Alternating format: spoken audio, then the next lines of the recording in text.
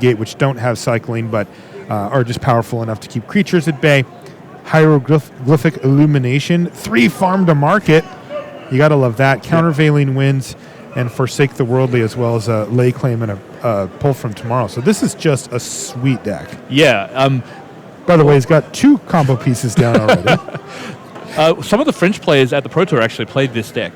And one of them actually went 8-2. So this is actually a deck that's kind of tried and tested in high-level Magic, but hasn't really caught on that much. One of the good things... it's probably a Tier 2 deck, right? Yeah, I think so. I think part of what makes it good is that it's unexpected. Yeah. It has no creatures main deck, so obviously a lot of the removal is turned off on opponent's side. I mean, Brian obviously had like 6 sweepers, so those cards are not particularly good. Obviously, he can clean up some Drakes, but, Corey doesn't have to put too many cards actually into, like, deploying a lot of Drakes. And unless he's actually able to get rid of the Drake Haven itself, he'll just be able to create more.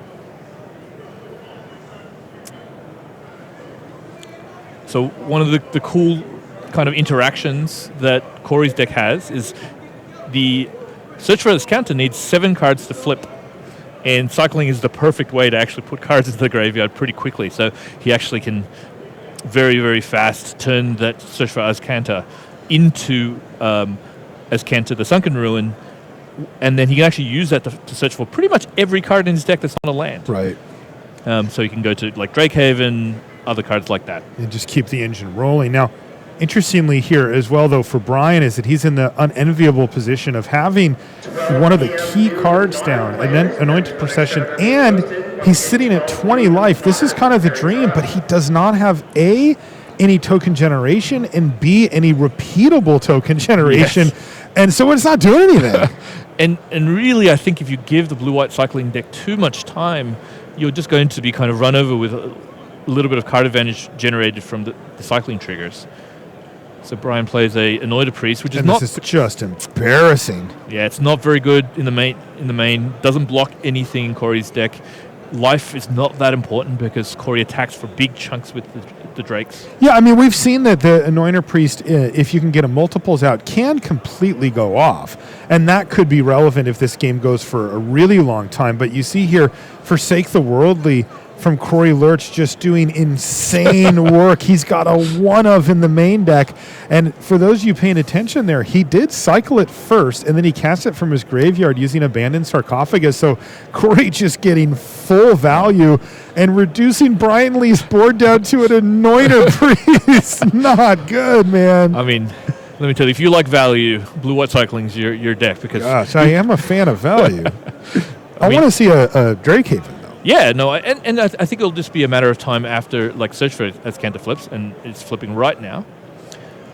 Also, doubling as ramping Corey as well, which is pretty awesome. Yeah, that part was really underrated when we first saw Search for Azcanta, and then, after you play it a few times and you transform it, you're like, oh, wait, this is just great that I get a mana right now. Taste it, Corey Lerch, back down to 21 for you, my friend. Anointer Priest doing the deed.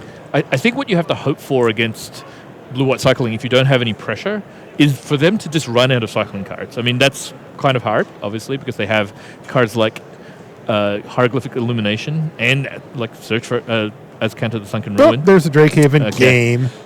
I'm pretty sure this game is over, even though Brian is at 20, because unless Brian actually has his 2 of Vraska Relic Seeker, he doesn't really have a way of getting that card off the table. No, this is going to be awesome. We get to watch this thing go off. I used to love drafting this card, so... Me too. Very good build around. He's actually got another copy of Abandoned Sarcophagus, which is perhaps a little awkward. Yeah. It doesn't look like Brian has that many good cards. I mean, he has like Fatal Pushes in his hand. I think he has a Fumigate. Just not very good against the 0-creature Corey Lerch deck. No, but this Anointer Priest, 2 damage so far. It's true. Watch out now. He's negated 1 cycle of Renewed Face.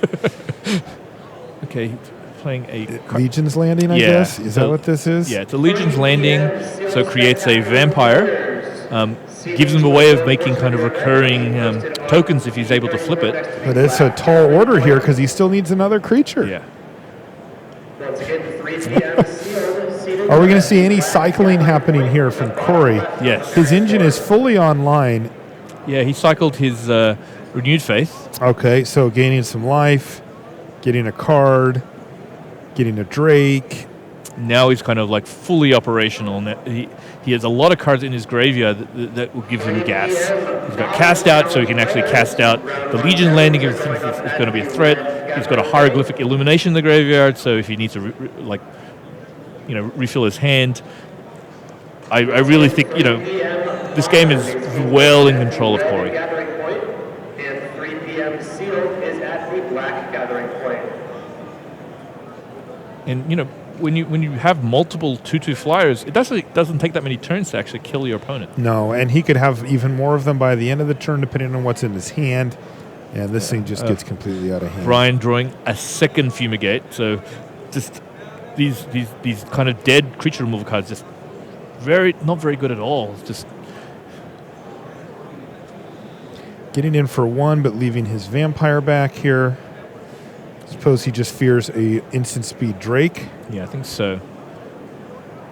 So Corey not getting something that great because he got a Settle the Wreckage, which is not particularly good against. He's got a Farm to Market, and which is actually not as bad as you might think, because if you actually cast Market, you actually discard 2 cards. You draw 2 cards and discard 2 cards, and Drakehaven doesn't actually just trigger on cycling; it triggers off discarding cards. Mm-hmm. So you can mark it and get 2 Drakes for your trouble. Ooh, just got the second Drakehaven, and they do double up pretty nicely. Yeah, he's got plenty of mana, and we are going to see Corey Lerch dominate this game going forward, as there's going to be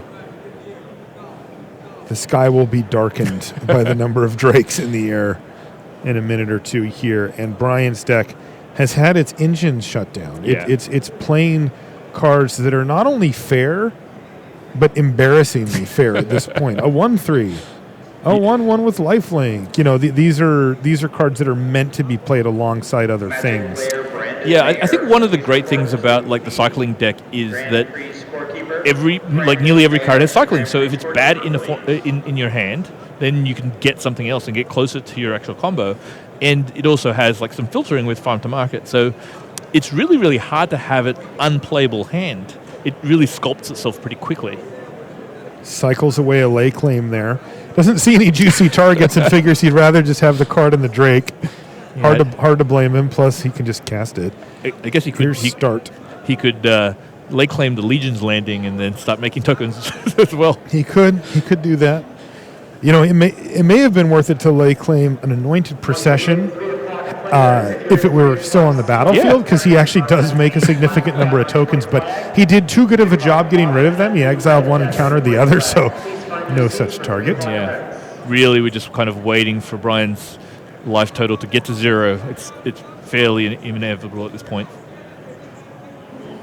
So Brian actually attacking with 3 creatures, so actually gets to trigger the Legion's landing. Yeah, likely that some number of these creatures will be dead by the end of this combat step. Any cycle from Corey can get him 2 flyers and just gobble up 2 of the creatures. Yeah, Brian just kind of suiciding in some of his creatures just to trigger it.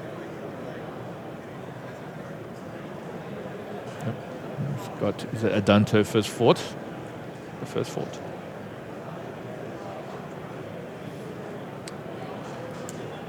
Okay.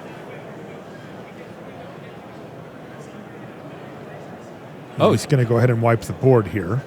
Which, funnily enough, kind of hurts him as much as it hurts Corey. Yeah. Because Corey can just rebuild that Drake army almost instantaneously. Yeah, and ideally so could Brian, but he just doesn't have those engine pieces like we mentioned. You get an Anointed Procession and a hidden stockpile going, and all of a sudden his board gets built out quite quickly. But without those key pieces, his deck plays a little too fair. Corey could easily be attacking for 4 here. Oh, yeah. Pretty trivially. Yeah, no, I think that's one of the trouble spots of like if you actually play a deck that is metagame quite heavily, and it looks like Brian is trying to really take care of a lot of the energy decks that have a lot of creatures. You can really be caught flat-footed if someone chooses a strategy that kind of goes a little bit from left field, and doesn't use creatures or doesn't use control or waits until your opponent waits until it's ready to attack. Looks like there's another search for his counter. Yeah, on end step there, he did cycle a cast out, made 2 more Drakes. He's going to get in for 4 here and drop Brian Lee down to 17. Brian's going to activate Adonto the First Fort to make a 1/1 Vampire, but those just aren't going to stack up well against the Drakes, and Corey just feels like he's in a position where he can just keep going. Yeah, I actually can't think of, if Brian could stack his deck. I don't think there's actually a series of cards that actually could get him out of this situation.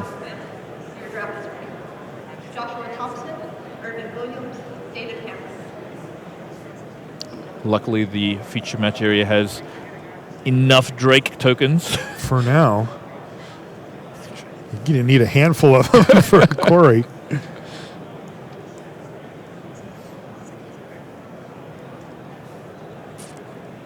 I really like this deck. It's one of the decks I actually tried out in between the Pro Tour and this weekend, just to see how it played. And was it consistent? That's the thing that makes me nervous about it. Is I look at a deck like Teamer Energy, and that card's remarkably good at doing what it's trying to do game after game.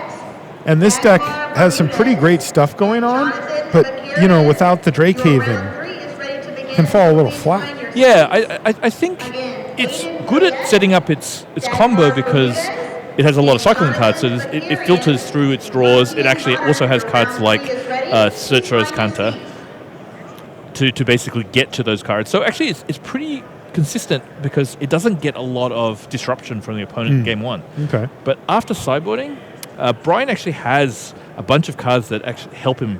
He has Duress, Dispossess. Actually, Dispossess doesn't actually do anything there. But Lost Legacy, actually, he can take out things like the Drake Haven. And then Corey basically has to have a different way of winning because he actually doesn't have anything like other than the Drake Haven in the main deck. He's got some other cards like Negates as well. So Brian does have some cards that improve his matchup after board. Corey, on the other hand, I think he's got a Oketra the True, which it might come in because I think if your opponent has black, you are worried about Lost Legacy, and so you need another card to just protect against. So you're not just all in on Drake Haven or whatever. Yeah. Okay. You can see that Brian Lee had cast a Duress there on the first turn of the game. He took Abandoned Sarcophagus, though. Corey did actually have a Drake Haven in hand as well, and may be able to resolve one here. Yeah. It could be that Brian either has a negate or a way of killing. I guess he does not have a normal way of killing the Drake Haven, so I'd probably put him on negate unless he really thinks the Sarcophagus is better, but I'm not sure about that.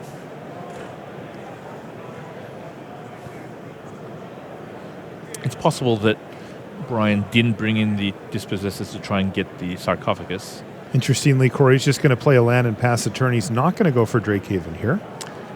Didn't want to play into the open mana from Brian Lee, it seems. Yeah, also... Might just have something to do. What you can do is like play the Drake Haven, and if it resolves but they have like an instant way of removing it, you can cycle in response and get some value out of your Drake Haven. So maybe he's just waiting for that. Oh. And he's going to go for Oketra the True right now. This is his way to avoid some of the of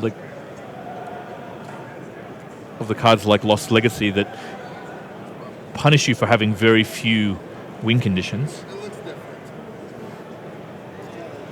It's probably likely that Brian Lee doesn't have too many good ways of killing that, though he does have Vraska's Contempt in the sideboard, so that's a way of doing it. He also has 2 Hostage Takers, though I don't think he would bring those in. And there's Duress number 2 now from Brian. So if he wants, he can take away the Drakehaven.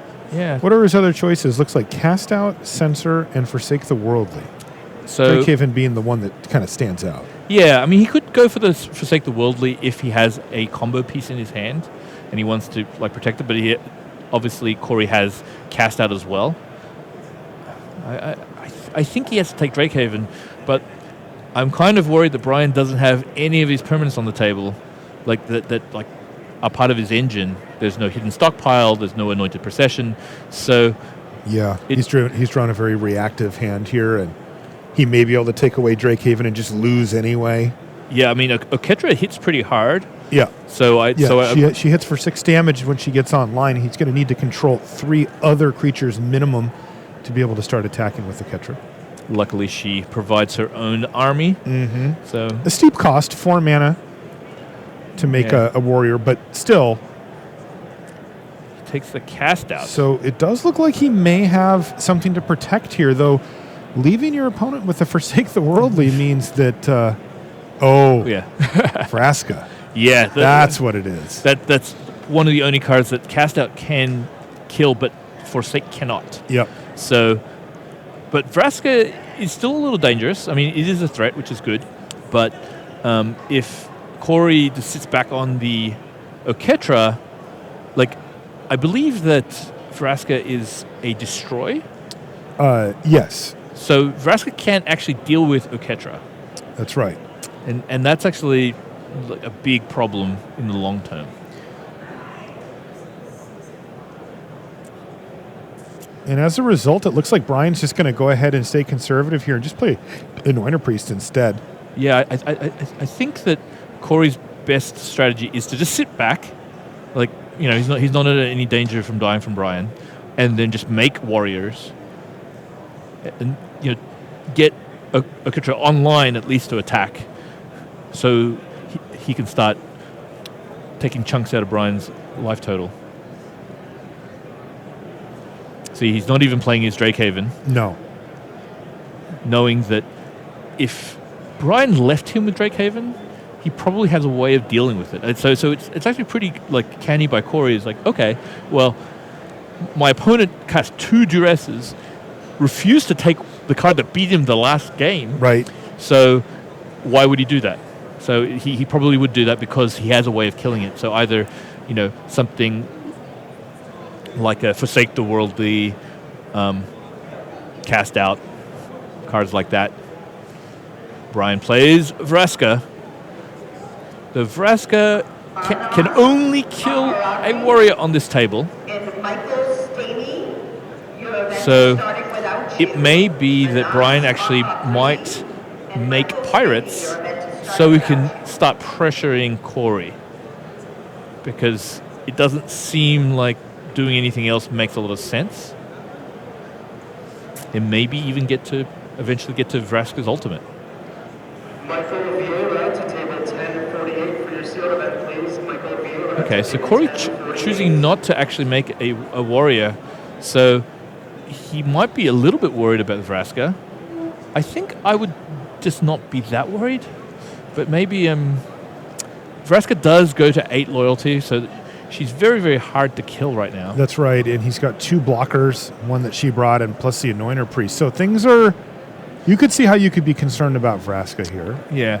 It may be incorrect for Corey not to have played the Drakehaven last turn, because if he had a couple Drakes in play, like he cycled it into turn, Vraska, starts having to kill the Drakes rather than the Drakehaven. Otherwise, she'll lose too much loyalty to the attackers. Is that a search? Yeah. So he's actually shields down here then. No cycling available for the Drakehaven. And Vraska can just kind of have her way with this board. She can destroy either of the enchantments. Or just keep making pirates. I'm pretty sure if I was Brian, I'd probably go for the Drakehaven, because the Drakehaven represents some way to actually pressure Vraska. Right. And right now, Corey does not have that. Yeah. Also, Drakehaven helps out make Oketra better, too, so you're kind of getting a little extra value there as well. Oh, but he actually chooses to go for the Searcher as Cantor. Which is one of the more long-term problems for Brian, But he is now letting Corey untap with decent number of cards, 4 cards in hand, and maybe just go cycle, make a Drake, and all of a sudden you've got this Air Force that you need to deal with from Brian's side. Yeah. So, interesting trade-off there. Brian he actually kept in his Fumigates, which is quite interesting because he knows now, after game 1, he actually knew Corey was in blue-white cycling, so he probably foresaw some situations where he needed to clear out Drakes. This is start from Brian Lee. Okay, so start just producing 2 warriors, getting him a couple life. Still not that many good targets for finish, so I also think that Brian should probably be attacking with his pirate. With his pirate, yeah, I agree. Because Ketra is, well, not right now, because obviously he could probably make tokens, but probably the previous turn. I don't know. Would you? I mean, there might be an argument for trading a pirate for 2 tokens at this point, That's just true. to keep a Ketra at bay. That's true. So, Brian. So did we see Vraska used on the Drakehaven there? Yeah, and so Corey obviously made a Drake to get some value, and he then used finish using the aftermath to get rid of that Drake, so that he didn't have a way of actually pressuring Vraska. Because Vraska, she goes up 2 loyalty each time and starts at like 6. So she can get to her ultimate really quickly. Oh yeah, she's a problem. Plus, of course, by the time you get to ultimate Vraska, you're usually in such a good position to just win the game because you've got a board full of pirates that have menace, and it's really hard to block all of them. And, you only need to get one of them through once you've done that ultimate. It's funny. Vraska kind of plays like her old version, where her old version made 3 assassins that all had essentially, if they were blocked, they would they would kill the opponent. For players, kind of. Yeah. Mm-hmm. And it's basically the same thing. I mean, the player goes to 1, and then she has a bunch of creatures that can actually kill for lethal. So it's actually a very, very cool update of the old Vraska. Okay. I think Corey's got himself into a position that I actually think Brian is fairly advantaged right now. He's a little bit like Mana Starve, so things like Drakehaven, like it costs him 3 to cast, and then, most of his cycling cards are like, have to usually cost 1 or 2, and if he doesn't have one that costs 1, he can't actually make a Drake this turn. What's good for him right now is Vraska's only at 2 loyalty, so can't actually use the destroy ability. Right. Brian has a negate in hand, so provided that Vraska doesn't die this turn, doesn't go to 2 loyalty this turn, and doesn't because it's probably fairly clear that Corey does not have a 1-mana cycler, he's probably going to be able to kill the Drakehaven and take over the game pretty quickly after that point. So you settle the wreckage in hand for Corey. Not that useful against Brian's set of tokens. How about another Drake? That's interesting. Yeah, multiples is actually pretty good. Yeah, I'm surprised that Brian decided not to negate that. I am too. Because I think with 2 Drakehavens, let's say Corey has a 1-mana cycler. I mean, he didn't have one last turn, but let's say he has one. Vraska dies unless Brian has a way of killing both tokens. I think he drew Lost Legacy for the turn. Ooh. Is that possible? It is possible. I don't know it's particularly good now there's already 3 Drakehavens. Yeah, let's see if we can't see. Maybe another Vraska. He definitely has another Vraska in hand. I think casting Lost Legacy. Attacking with some pirates. It's interesting to see a lot of, like 2 decks that play to the board a lot. Generally leads to some very, very kind of complex decisions because there's so many interactions on the board. So Brian's casting another Vraska basically to gain 5 loyalty. Yep. And kill the other Drakehaven, perhaps. Yeah. It looks like Corey does not have a way to stop that. I don't believe he has any... I guess he could have had a countervailing wind in his hand, but No, he did he's not. going to cycle a Forsake the Worldly in response. Okay. Does give him some air pressure here for that Vraska. So Vraska is currently on 3 3. loyalty. Mhm. So it's, she will go to 1, but she'll kind of stay at 3 for the entire, because, hit for 2. Yeah. Plus he really 2. needed one more Drake here. Yeah, for sure. That is not a holding pattern that Corey Lerch can win, as it puts Brian Lee getting ahead further and further on board every turn. And after losing 3 of his Drakehavens, he's getting low on win conditions. He still has a Ketra. Is that ship sailed? I think it's too slow right now because, Brian can block a Ketra a few times. Those pirates are going to just increase in number. The one thing Corey could do, in the sideboard he has 2 Rivers Rebuke, which generally comes in versus the token decks because they have so many permanents. So there may be a way to kind of Rivers Rebuke Brian's board completely, and then have a Ketra start chipping away.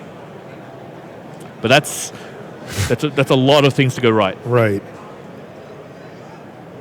The Lost Legacy is kind of funny for Brian. He's really already taken care of the Drakehaven plan. What does he even name? I actually don't know. I mean, I don't think he does either. I actually think it's possible he'd name something like Cast Out, just because it allows him to, play more things with a little more abandon. But I don't know if he needs to do that. I mean, there is a downside to casting Lost Legacy. It's true. If they have the card in their hand, they get to draw cards. Mm-hmm. Oh. Corey basically sacrificing some tokens to kill some pirates. Yeah. Also sacrificing the ability for Oketra to keep attacking. Yeah. I'm not sure about this strategy because he lost his Drake in the process, and the Drake was the only thing stopping Vraska going really high. Yeah. And now she's going to go up to ultimate. I don't know what he's naming with Lost Legacy. I actually like what you said, though. Any way to deal with Vraska is the thing I would be thinking about. Ooh, there's a lay claim. Okay. That's interesting. Now that Brian's seen the lay claim, he actually has a negate, so he can just kind of sit back on his negate. That's annoying. So he named let's cast out. Good call there, TBS.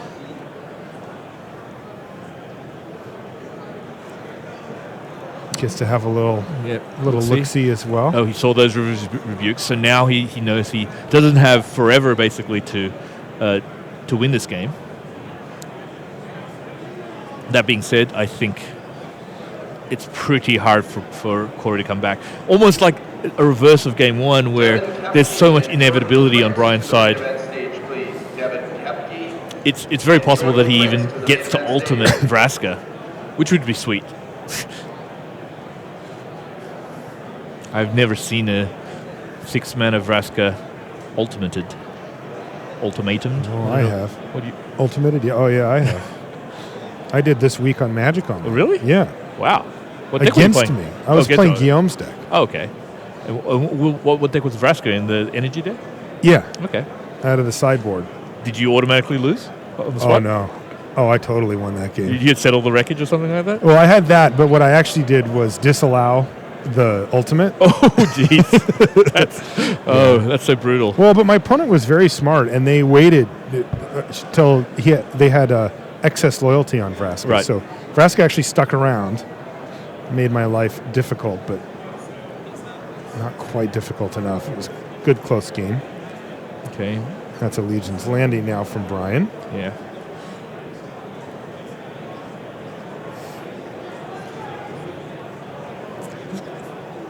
These games have taken a while, so I'd be interested to see how much time they actually had. Because when you really dealing with 2 what I call like machine decks, because there's a lot of things that you have to like put onto the board. They often take a long time to play. There's a lot of action cycling. You have to tap 2 mana and then you draw a card. Like there's a lot of just mechanics that you have to do. Yeah, there has been a lot of that too. With the token deck, of course, there's a lot of searching for tokens. Takes up a bunch of time. Luckily, in the feature match area, we have pretty much every token, so we won't run out of pirates soon.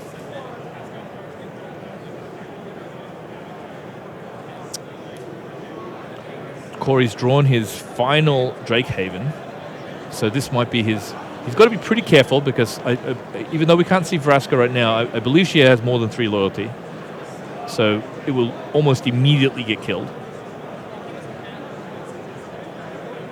So he has to decide if he wants to trade Drakehaven for 3 loyalty. It might be worth it. Not a good spot to be in, but... Right.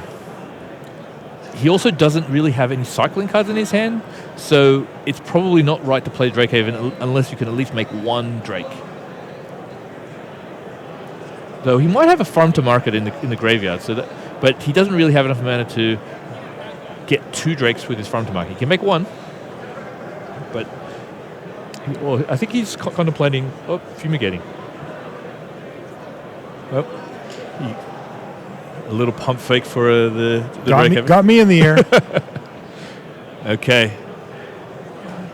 Clears it out. Pretty. Brian content to just sit on that. Yep.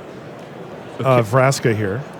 Oketra is indestructible, so doesn't die by the fumigate. And you can see that Brian immediately gets to start rebuilding his board thanks to that Adanto. He's got his own copy of Fumigate and now a land in hand. Oh, thank you, Brian. So it looks like Vraska was down to 4 loyalty and is now up to 6.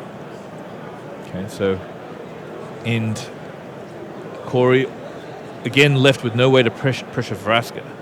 So this means that Brian's free to basically create pirates and vampires to rebuild his board. Oh, this is something that might help. He's casting. Yeah, let's take a look at that graveyard there, Corey. I want to know now too. The thing is, he has very few ways of still like killing Vraska because the cast outs are in the exile zone. That play ended up being very good by Brian, did it not? Yeah. Oh, really, really important because Lost Legacy doesn't just get them out of like the deck, but it actually removes them from the graveyard as well. So his earlier one that he cycled, got removed as well. So can't be returned with Abandoned Sarcophagus. By the way, chat thinks that Vraska's actually on 9. It's possible. And that's the classic upside down 6, which is definitely possible. Yeah. I lost track after she was non-visible for a little while, but yeah, they're usually on that stuff. We get to find out now. Okay. I don't see. Okay. It was 9. It was at 9. Okay. So it went from 6 to 6, as you see it on the screen. But that was an upside down 6, aka a 9. Yes. The little good looking dot. out, chat. Yeah. The dot matters. Yes. You know, details matter. So I'll have to go tell Brian how D12s work. Right. It's very important. If you're a gamer, you need to know how your dice work. You got to know how that D12 works.